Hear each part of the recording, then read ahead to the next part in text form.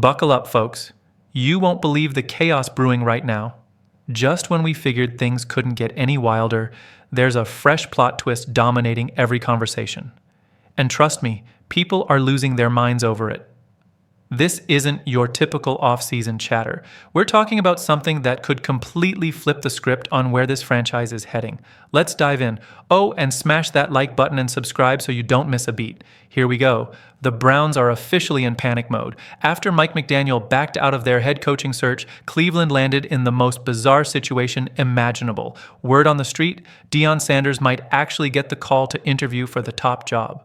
Before you scoff and scroll away, hear me out. There's more meat on these bones than you'd think. This isn't some wild fan theory cooked up on Reddit. Given Cleveland's track record, it actually makes a weird kind of sense. Let's start with the Rooney Rule. With McDaniel gone and no face-to-face interview happening, the Browns still need to sit down with a minority candidate. But here's the thing. Who's going to hop on a flight to Cleveland just to be a checkbox? Especially when everyone knows they're not seriously in the running? These coaches aren't rookies. They can smell a token interview from a mile away. Most elite candidates won't waste a Tuesday on what's basically corporate theater, unless, of course, someone has a totally different reason to make the trip. Enter Coach Prime. His son Shadir's already living in Cleveland, so Deion's got a built-in excuse to be in town. And if he's there anyway, why not swing by the Browns facility? The team satisfies their requirement, Deion gets a peek at the NFL coaching scene, everybody wins, right? Well, maybe. But what if this little meet and greet snowballs into something nobody saw coming? Think about who's calling the shots here. Jimmy Haslam, the same owner who threw a fully guaranteed $230 million at Deshaun Watson.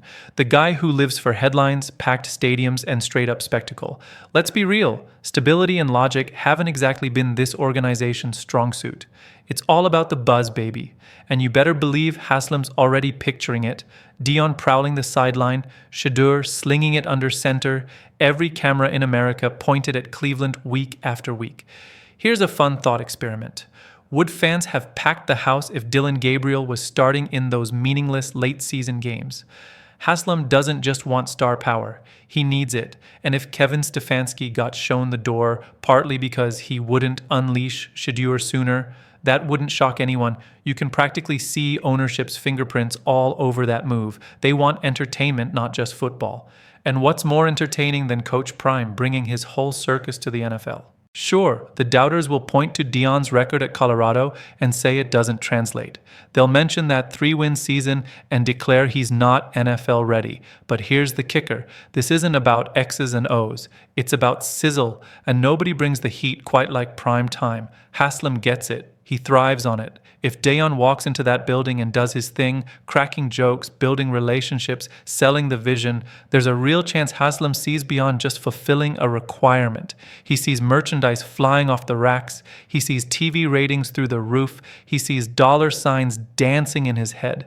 And just like that, a courtesy interview morphs into a contract negotiation. Let's face it, this coaching search has already gone off the rails. Their dream candidate, John Harbaugh, never even made it through the door. McDaniel bailed.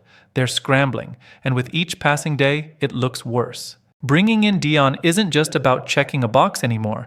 It might be their only move that doesn't scream total disaster. Now sure, there's always the possibility they go the safe route and bring in some low-profile name like the Bears did with Eddie George, just to tick the box. But come on, this is Cleveland we're talking about. The Browns, where logic takes a backseat more often than not. We've seen what the Sanders duo can do. At Colorado, Shadur put up absolutely bonkers numbers. School records, 37 touchdowns against just 10 picks, leading the entire FBS in completion percentage. Yeah, the competition's different, but that father-son chemistry is undeniable. And with Stefanski out of the picture, the roadblock's been demolished. The guy who refused to build an offense around Shedur's strengths? Gone. Which brings us to another juicy storyline. Baker Mayfield taking shots at Kevin Stefanski. This isn't ancient history getting rehashed. This is real beef from a quarterback who delivered Cleveland's first playoff victory in forever. And it's hard to ignore how much better Baker's looked since escaping Stefanski's system. Better stats, more touchdowns, higher passer rating, the difference is night and day. Baker's experience seems to confirm what many suspected. Stefanski just isn't the guy for developing quarterbacks with swagger, confidence, or improvisational magic. He's rigid, conservative, and now history. So here we are, a team without a head coach, a quarterback situation that never really got resolved, a fan base desperate for literally anything or anyone to rally around. And hovering over all of it like a neon-lit cloud is the possibility of Deion Sanders. Is this a publicity stunt, a legitimate candidate, or just another chapter in Cleveland's never-ending saga of chaos? What's your take, Browns fans? Should the team actually give Deion a serious look? Sound off in the comments, because honestly, when you really break it down, the idea isn't as bonkers as it first appears. Sure, it's unconventional as hell. Sure, it's risky, but that's exactly the kind of bold move Haslam's shown he's willing to make. The Browns have been hunting for stability for decades and coming up empty-handed every time. Maybe at some point going big beats, playing it safe.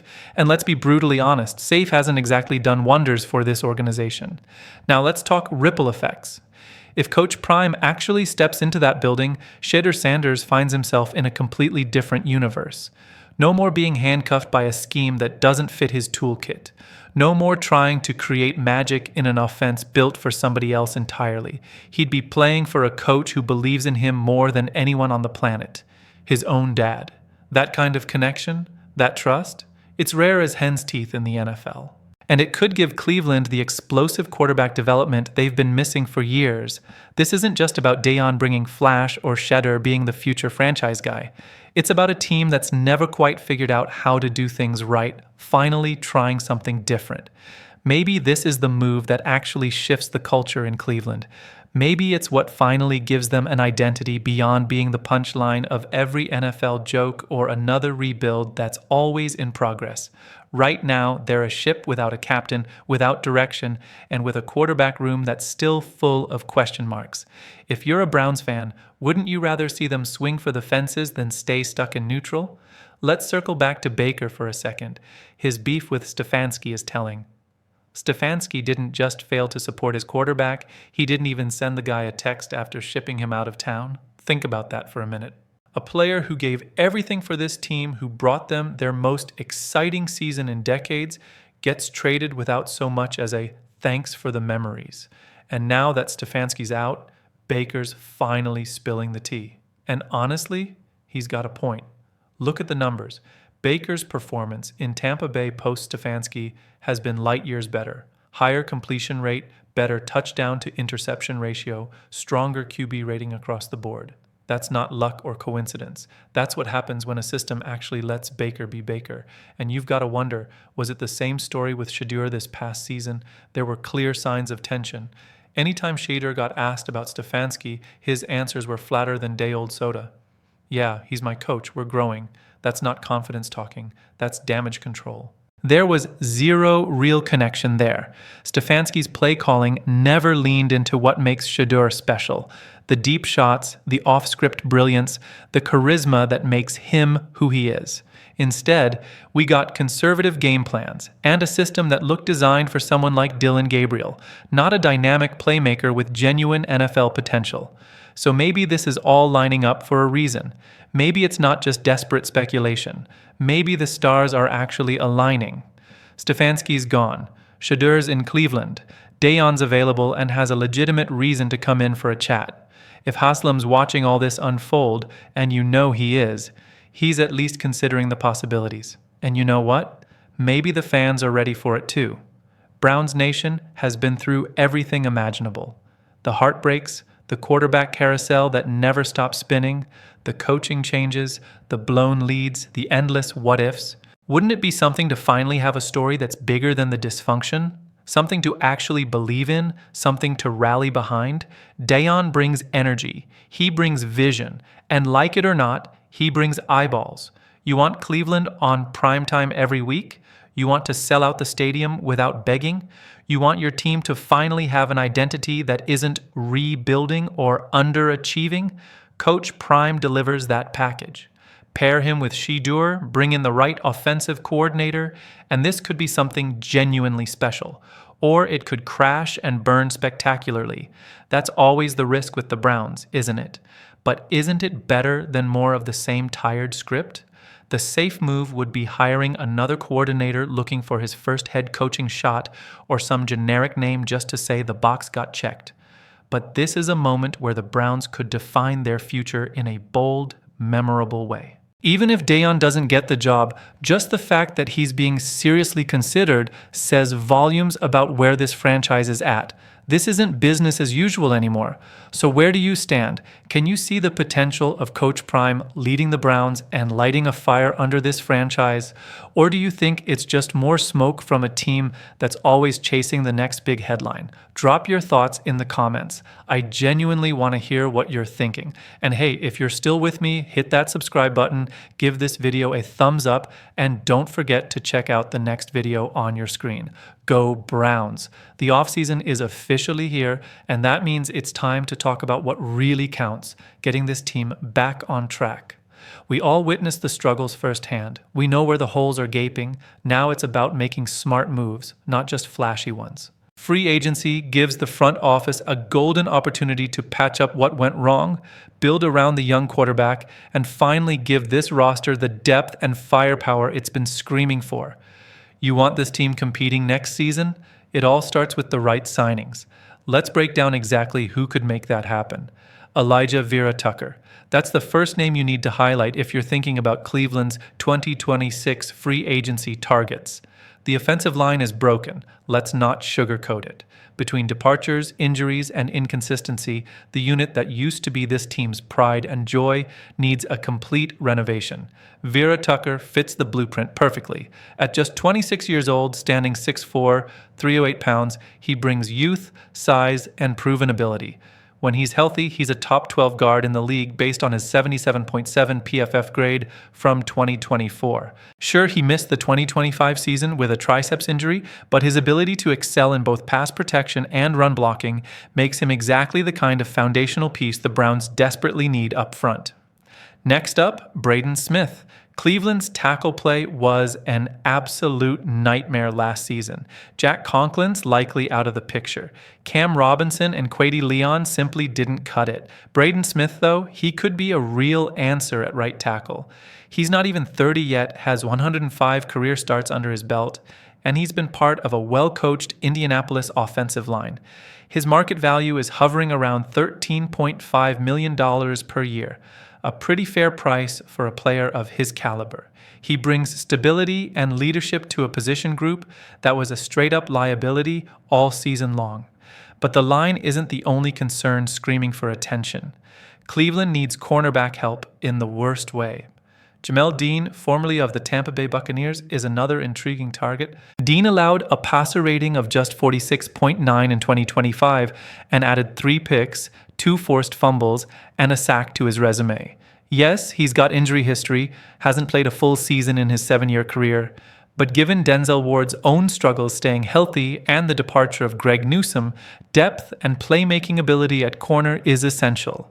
At a projected $12.6 million per year, Dean could be a smart addition that doesn't break the bank. And let's not ignore the possibility of a big move within the division. Tyler Linderbaum, the center from the Baltimore Ravens, is hitting free agency. He might be the top overall offensive lineman available, and for good reason. His 2025 PFF run block grade, a monstrous 83.1.